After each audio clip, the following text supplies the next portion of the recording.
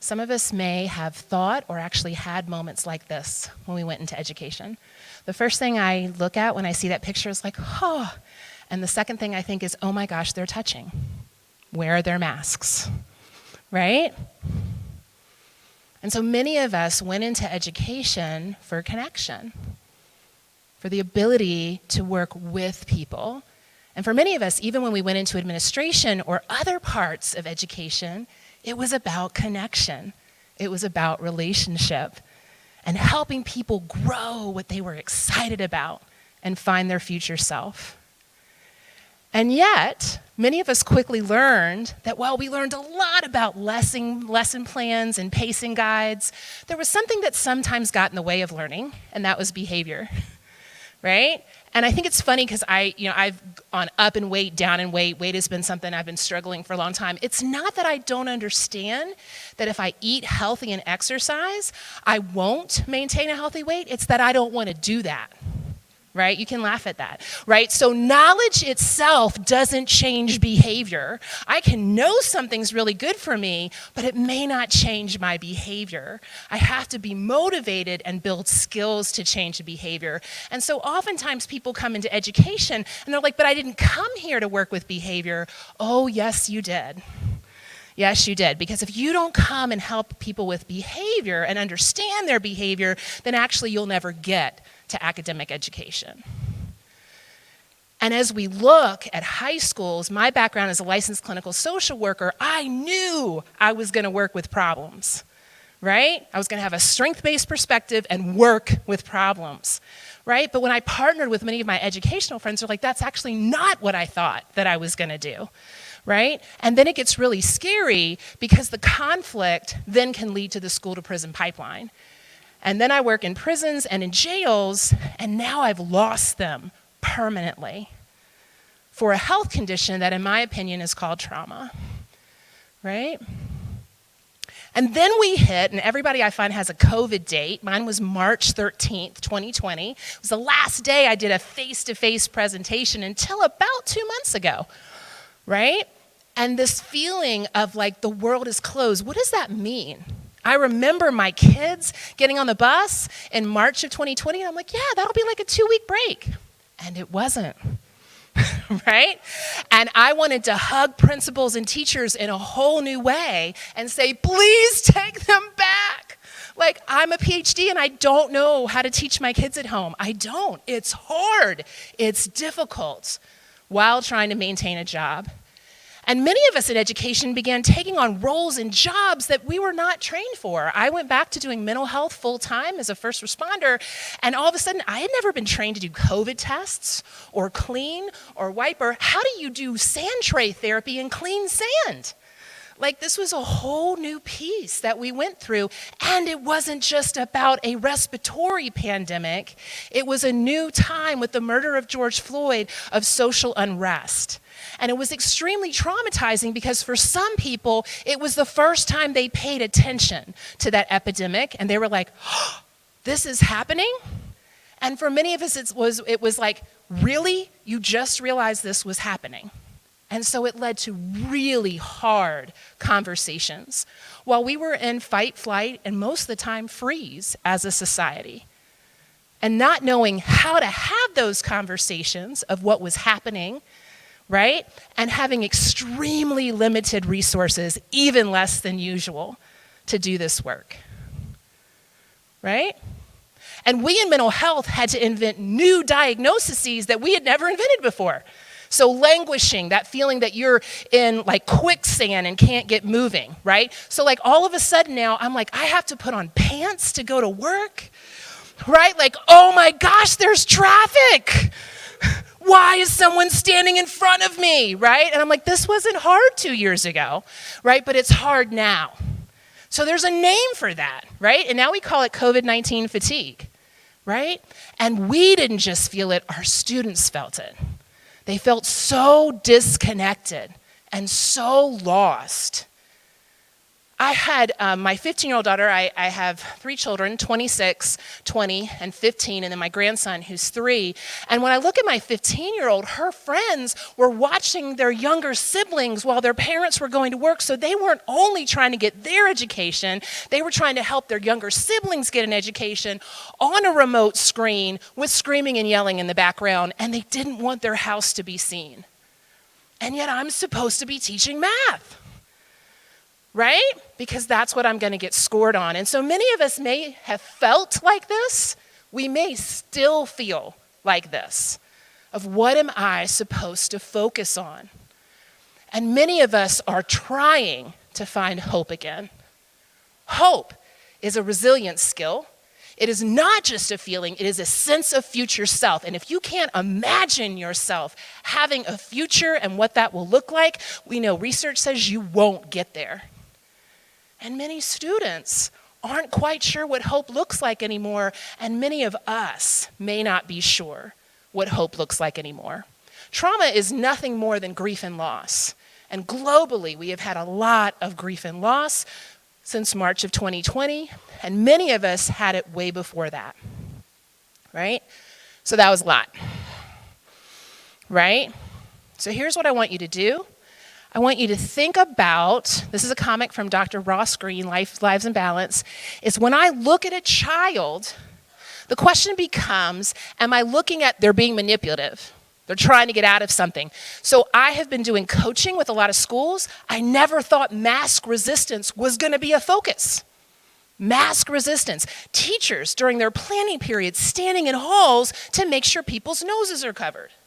I'm not saying it's not important, but I don't think that's what they went to school thinking they were going to do, right? And now I'm in a control issue with kids who I'm trying to have a relationship with. And why are kids maybe having trouble with pulling up their mask, right?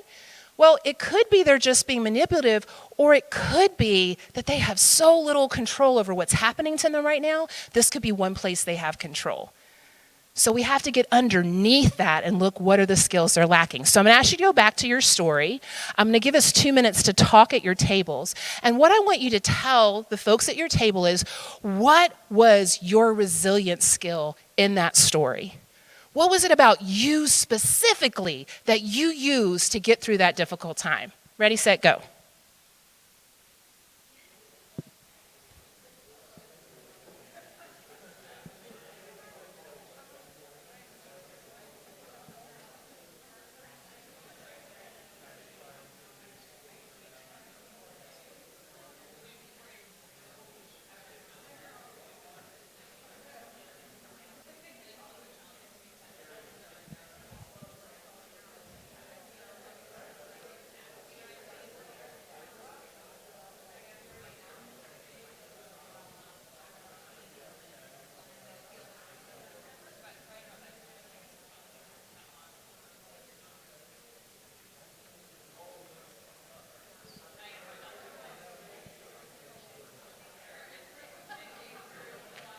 Okay. You got 45 seconds. 45 seconds.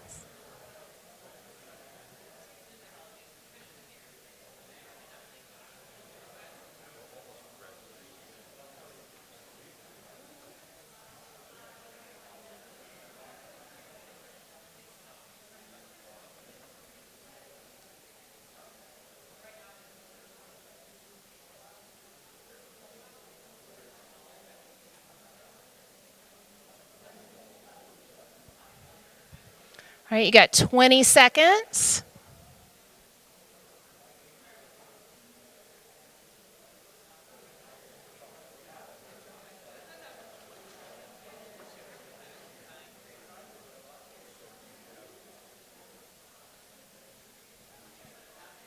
All right, I'm going to count back from 10, so get those last words out that you want to say. 10, 9, 8, 7, 6, 5, 4, 3, 2, 1. Asking you to come back. Awesome. Last couple of words. So I'd love to have, do you notice how hard it is to come back? It really is. And I've got to tell you, I'm an educator who I would give maybe one prompt for students to stop talking. And it's fascinating, right? Because when you are having a really good conversation, you want to finish it because you're learning, right? And for someone on the outside to go, stop, it's hard. And I remember teaching a group of 100 teachers one time from an undisclosed location, and it took me 100 prompts to get them to come back to the class, right? And I was doing the clap thing, like boom, boom, boom, boom. And when I asked, they were like, but I really had something to say. And I'm an adult, so I don't have to obey the rules. I'm like, wow, okay. But we are asking kids to learn that skill, right? The skill of how do I come back when what I'm talking about is I've been waiting to talk about it for a while, and I got something to say, right? So I'd love to hear from just one or two people. Give me a resilience skill that you used. A resilience skill that you used. Courage, love it. So if I define courage as a behavior, what would that behavior look like? Awesome. So I would call that vulnerability, or really leaning in, doing stuff that we ask kids to do every day. I want you to do something you've never done before. You're probably going to fail. Let's go. It's hard, right? I love it. Yes, that's resilience. We need to teach people how to be uncomfortable and do it anyway, right? One more. Yes. Consistency. I love it, which gets really hard in the last 24 months because I lost track of day and time and routines, right? But it's a resilience skill. So the thing is I can teach you and I'll give you some tools that will teach you resilience skills, but I swear asking kids and staff to do that exercise I just asked you to do, we know resilience skills. We just have to think about it. Social emotional learning. We just have to think about it and take time to practice it. So resilience, right? Shortest definition I know is the ability to bounce back. Now here's the thing, resilience is just caught on as a phrase, and it's thought to be very United Statesian in some ways, and that's the place that I know from, is that yes, we are resilient here, right? But here's the thing, I want more than to be resilient. I actually like the word thriving, because I want more than just to bounce back. I want to bounce forward. I want to bounce forward in life. So one of the people that has the best definition of resilience is a philosopher. And some people laugh when I say this, but I'm serious. It's Tupac. He has an amazing definition of resilience. The rose that grew out of concrete. Proving nature's laws wrong, it learned how to walk without having feet. Funny, it seems it learned how to dream when nobody even cared. Long live the rose that grew out of the concrete, right? You wouldn't ask it why. You would say, how? How did you do that? You would celebrate its tenacity to reach the sun. So here I am, I'm the rose, here are my damaged petals. Don't ask me why, ask me how. We're asking the wrong question. He got it right. And I don't speak spoken word, so that was a total paraphrase, right? But he gets it right there. He names it, and what I love is what we're trying to figure out how to do is help kids and staff grow through concrete. But here's what I love. I was at a conference in Iowa, and you know what they said? Hey, Dr. Allison, I like that, but when are we going to start smashing some of the concrete that we're having to grow through? Yes, that is the bigger question. We have to smash some of the systems that are causing the oppression and are causing the structural violence that creates the concrete. But we can't wait for that to be over because we still got people growing through concrete. Does that make sense? It's a both and, it's not an either or. So that's resilience in my opinion. And in any given classroom, this is Washington State, but any given classroom, okay, chances are you have about 24 out of 30 youth who've had at least one adverse childhood experience. Okay, so adverse childhood experience, if you define it by the CDC, means some form of neglect, some form of abuse, some sort of household challenge, like addiction, mental health, someone in jail or prison, right? Someone who's experienced domestic violence, someone who's lost a caregiver through death, divorce, or separation. 2 out of 3 adults have experienced one of these things before 18. 10 out of 30 of your students will have 4 or more of those things happen. That's 87%. If you have a 1, there's 87% more likelihood that you will have 2. Now, let me tell you why this is so important. This is population health, so don't go right now in your head like, I'm an 8. I had 8 of the 10 ACEs happen to me before 18. My statistics are horrible. I should not be standing here. So don't take it as what individually means. We're talking population health. But in terms of population health, someone that has had 6 out of 10 of those things happen, they are 1,500% more likely to attempt suicide, 5,000% more likely to use IV drugs. They are more likely to die 20 years younger than their counterpart at an average age of 60 instead of 80. It is an epidemic, and there is no commercial about it. Even though it's named by the Center of Disease Control as the most basic public health issue in the United States today, affecting 223 million people. And I agree with what statements were said before, is if you're going to get something to happen, do it in education. And we have tons of things that we've been taught to do in education. You have tons of experience, so I'm just going to add to this. Right? I'm going to add to this about what is it to build a trauma-sensitive school, right? And there are a couple of components to that, right? A trauma-sensitive school, safe, respectful, there's basically 3 parts. It is about, and I don't believe in death by PowerPoint, so I'm not going to read this whole thing, but it's about relationships with adults and peers, right? That's part 1. It's about being able to self-manage or regulate emotion, right? And then succeed academically. We know this from trauma research. There are 3 major components, which if I manage my time well, I'll get to in a minute, but they are co-regulation, the ability to be in relationship, right? The ability to navigate relationship. Number 2, self-regulation. If you don't know what self-regulation is, remember the last time you got an email and you got fired up when you saw that email and you're like, I'm gonna do, and then right before you said it, you went, And it is the reason you probably have a job. Was that moment of going, maybe I should edit, delete, right? Maybe it's why you still have that friend. Self-regulation is very important when you are triggered. So it's a very important skill. People who've experienced trauma, they don't have the pause button as well. Why? Because their life didn't give them time to pause. They had to survive. So we have to help them practice self-regulation. And then the last one, we have to help them engage in thought. And by the way, if you are triggered, you cannot physically engage in thought. So one definition by Harvard of what is a trauma-sensitive school is simply this. All staff are trained on trauma and what it means to students. Restorative practice is not restorative justice. Restorative justice, which many of y'all schools may do, is after injury has occurred. Awesome stuff, but wouldn't it be nice for injury not to happen? That is restorative practices. That is, if you think about multi-tiered support systems, that's tier 1 work. Every single student gets restorative practices. That's what we want to embrace, and we don't want to, how many people want to start a new initiative at their school? Yeah, nobody. Right? I didn't give you all much time to raise your hand. But most schools I go to, I'm like, are you ready for a new initiative? They're like, yeah, I was with you right till then, Dr. J, right? Because you're tired. So you put this underneath PBIS. You put this underneath something you already have and say, this is the way we get here. And then actually having mental health support. Some states have gone with this, like guidance counselors, where it's like, okay, we're going to go ahead and start to give them more time to be with students. But I mean, if you're like me or the schools I go to, school psychologists have no time to do anything but testing. So we need actual mental health in there. So here's what I started learning. The only reason I figured this out is because I've worked directly with teachers. Because I went into school 6 years ago as a behavioral health person. I'm like, I know how to help.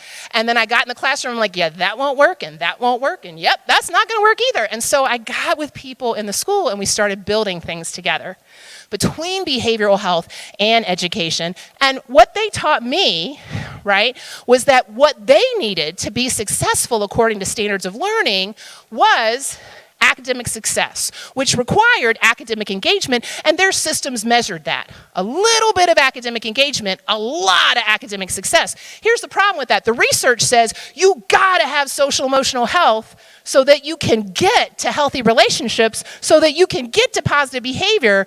Otherwise, you will never get to academic engagement. But we don't measure that in schools. And since we can't give schools credit, it takes a very brave leader to go, you know what? I believe this. I believe the research, and we are going to focus on social emotional learning here. Right? Because if we do, we will get to academic success. And it doesn't mean all becoming therapists. It means you're already therapeutic if you are a successful educator or administrator. You are already therapeutic because you couldn't be otherwise. So here's what academics do. They create very fancy terms for simple stuff, right? So I'm going to talk about neuroscience, okay? Neuroscience is the combination of neuroscience, epigenetics. I didn't know what epigenetics was the first time either, so if you don't, it's okay. It's basically what happens in the womb.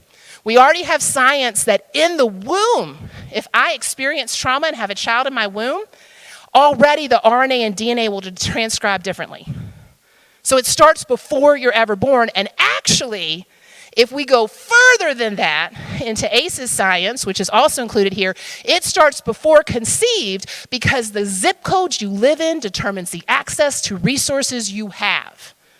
So it is determined by the neighborhood you were born into, which is why equity is not equal. And if you go further than that, we go into historical trauma, hundreds and hundreds of years of racial trauma and other types of structural violence that change access to resources, right? And then we go, I don't know how to talk about that, right? So where do we start?